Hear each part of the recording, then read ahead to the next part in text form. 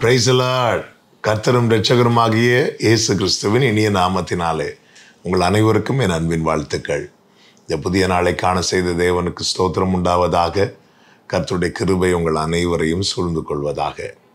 பிரசங்கி 8வது அதிகாரம் அதனுடைய 11வது வசனம். துர்க்கிரியைக்கு தக்க தண்டனை சீக்கிரமாய் நடவாதபடியால் மனுபுத்திரரின் இருதயம் பொல்லாப்பை செய்ய அவர்களுக்குள்ளே துணிகரம் கொண்டிருக்கிறது. கர்த்தருடைய பரிசுத்த நாமம் மகிமைப்படுவதாக. இந்த வசனத்தில் சொல்லப்பட்டிருக்கிறது, துர்க்கிரியைக்கு தக்க தண்டனை சீக்கிரமாய் நடவாதபடியால் மனுபுத்திரரின் இருதயம் பொல்லாப்பை செய்ய அவர்களுக்குள்ளே துணிகரம் கொண்டிருக்கிறது. பல நேரத்தில் அநேகர் தொடர்ந்து பொல்லாப்பை செய்ய காரணம் என்னவென்றால் அவர்களுக்கான தண்டனை அவர்களுக்கு கிடைக்காமல் போனதே. ஒரு காரியத்தை, ஒரு தவறை ஆரம்பத்தில் செய்யும்போது அதிகமாக இருதயத்தில் பயம் இருக்கும். இப்படி ஒரு தப்பு பண்ணிட்டோமே, என்ன ஆகுமோ என்னமோ என்று. ஆனால் அதற்கு ஒரு தண்டனை கிடைக்கல அப்படின்னா அதுக்கப்புறம் அதிலே பழக்கப்படுகிற சூழ்நிலை ஆகிவிடுகிறது. இன்னைக்கு அநேகர் பொல்லாப்பு செய்ய துணிகரம் கொள்ள காரணம் என்னவென்றால் அதற்கான தண்டனை அவர்களுக்கு சீக்கிரமாய் கிடைக்காதபடியினால்தான். இந்த நாளில் என்னை கேட்டுக்கொண்டிருக்கிற அன்பு சகோதரா சகோதரி, என்ன பண்ணாலும் நம்ம தண்டிக்கப்பட மாட்டோம் என்கிற மனநிலைமை இருக்கிறதல்லவா? இது மிக மிக ஆபத்தான மனநிலை. வேதத்தை நீங்கள் பார்த்தால் தெரியும், ஒரு கூட்டத்தை சிட்சிக்கிறார், இன்னொரு கூட்டத்தை அப்படியே விட்டு விடுகிறார்.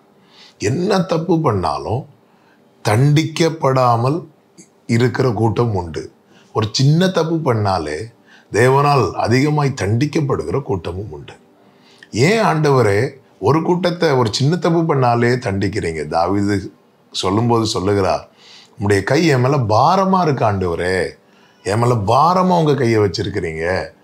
எதற்காக அப்படின்னா, என் மீறுதலை நான் அறிக்கையிட்டுறணும், என் பாவத்தின் தோஷம் எனக்குள்ளே இருக்கக்கூடாது, அது மன்னிக்கப்பட வேண்டும் என்பதற்காக கர்த்தர் கையை பாரமாய் வைத்திருக்கிறதை பார்க்க முடிகிறது. அதே நேரத்தில் சவுலை நீங்கள் பார்த்தீங்கன்னா, சவுல் இப்படி சொல்லவில்லை, ஆண்டவரே உங்கள் கை என் மேலே பாரமாக வச்சிருக்கிறீங்க, இப்படியெல்லாம் சவுல் சொல்லவே இல்லை. ஏனென்றால் கர்த்தர் விட்டு விட்டார். பிரியமான கர்த்தருடைய பிள்ளைகளே, நான் தப்பு பண்ணியும் எனக்கு எந்த தண்டனையும் கிடைக்காம நான் வாழ்ந்து கொண்டிருக்கிறேன் என்றால் கர்த்தர் என்னை விட்டு விட்டார் என்று அர்த்தம். ரோமர் 9:23 என்ன சொல்லப்பட்டிருக்கிறது? அழிவுக்கு எத்தனமாக்கப்பட்ட அந்த கோபாக்கினையும் பாத்திரத்தின் மேலே அவர் எப்படி இருப்பார் தெரியுமா? பொறுமையாக இருப்பார். அவர் எதுவுமே செய்ய மாட்டார், ஒன்றுமே சொல்ல மாட்டார்.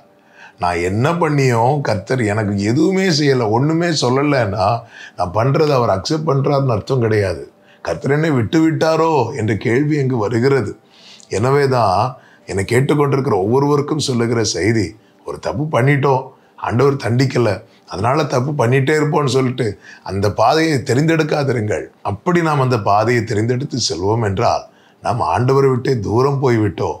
நம்முடைய வாழ்க்கையில் தேவன் வைத்திருக்கிற அந்த மேலான சுதந்திரத்தை நாம் இழந்து போக வேண்டி நேரிடும் என்பதை மறவாதிருங்கள். சங்கீதம் 50 நீங்கள் படித்து பார்த்தீங்கன்னா தெரியும். இவைகளெல்லாம் செய்யும்போது நான் மௌனமாக இருந்தேன். நான் மௌனமாக இருந்தது நீ என்ன நினச்சிட்ட?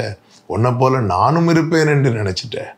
இல்லை, நான் இதெல்லாம் கண்களுக்கு முன்பாக கொண்டு வந்து நிறுத்துவேன் என்று சொல்லுகிறதை சங்கீதம் 50 பார்க்க முடியும். என கேட்கிற ஒவ்வொருவருக்கும் சொல்லுகிற செய்தி, உணர்வுள்ள இருதயம்.